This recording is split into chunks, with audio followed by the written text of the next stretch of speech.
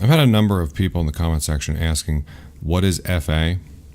FA stands for Forever Alone. It comes from the name of a Reddit sub.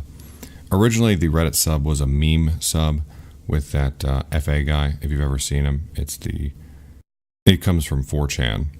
But eventually the sub changed to people talking about their long-term dating and friendship problems. Basically, FA is a state of limbo wherein the sufferer is unable to form sexual or romantic relationships, either long-term or short-term. This is typically the result of a complex of issues that can range from disfigurement, short height, childhood trauma, sexual abuse, and social ostracism. It's not uncommon to also find people who have issues with clinical depression, clinical social anxiety, autism, dysfunctional families, limited social networks, sometimes geographic isolation. There's been a few surveys done of this population, and only about half are white males. So sometimes ethnic issues come up with this as well. I'd like to take this chance to answer some common questions you see that go along with this, that people have. Like, why don't you just hire an escort? Well, for most of the people stuck with the FA situation, it's not about sex. It's about finding someone you have a connection with and being able to trust someone that much to be able to be intimate with them. Paying for an escort, while not only expensive and risky, defeats the purpose of finding someone who wants you for you and will not solve the loneliness people in this situation feel. Have you tried lifting, exercising, shaving, changing clothes, showering, etc.? Typically, this comes off as demeaning and useless advice. If you want to give any individual person who has the FA problem advice, you need to ask them more about themselves. And assuming that person has done nothing to change the situation often comes off as insulting, especially if that person has been doing things for a while with no results. Blanket advice is not useful because every person stuck with this, every individual person stuck with this, has their own unique set of problems. To give you a specific example of what I'm talking about, when I was in my early 20s, the nerd groups that I was a part of was demographically overwhelmingly male. At best, it was 3-to-1, 3 men for every woman. Very commonly, it was more like 5 or 10-to-1. Now, back then, I knew something was wrong, but it was only an intuition of mine that told me something was wrong.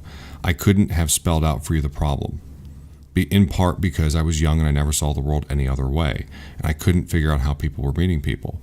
It would have taken somebody older and wiser to sit down with me and say, okay, you're having dating problems. Tell me about your friends. Tell me what they do.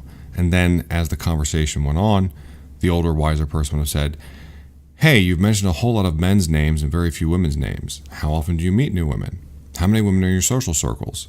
How many new women do you meet per year? Then it would have come out that part of the problem was that in my social circles there was very few women and that I was meeting very few new women per year. And I'm just using that as one example, one very practical example of the kind of problems that we can be facing. And especially when you're dealing with a younger person, they might know that there's a problem, but they might not be able to articulate exactly what it is. Also, when talking with a person stuck with this FA situation, telling them that there's starving children in Africa who have it worse than us, and we should appreciate what we have, you're not helping us put life into perspective, because everyone has it a little better than someone else, and everyone has a little worse than someone else. Hearing that someone else has it worse doesn't make a person feel any better. If anything, it just minimizes their own life experience. And it certainly doesn't solve their problems. What about lowering your standards?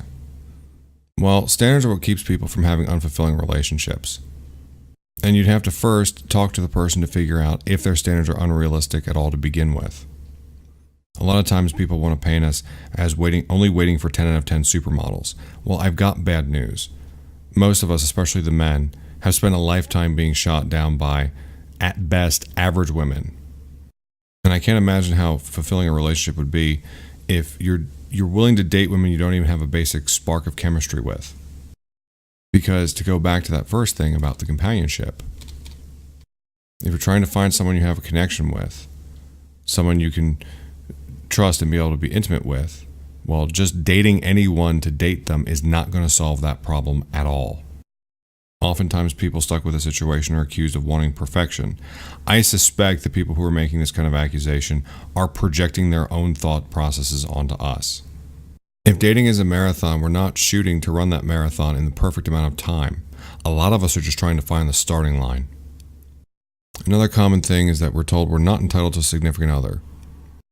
And if you actually listen to what the people in this community say, they don't say they think they deserve a significant other. They're saying that they wish they found someone. They wish they could find someone they could give their love to. And that's not happening. Again, I suspect this is people projecting their own thought processes and their own entitlement onto us. Now, these are just a handful of the misconceptions that come to mind. There's others out there, but these are the ones that are probably the biggest ones. At the end of this video, I'm going to link it to a longer playlist that gives more details about the situation of Forever Alone.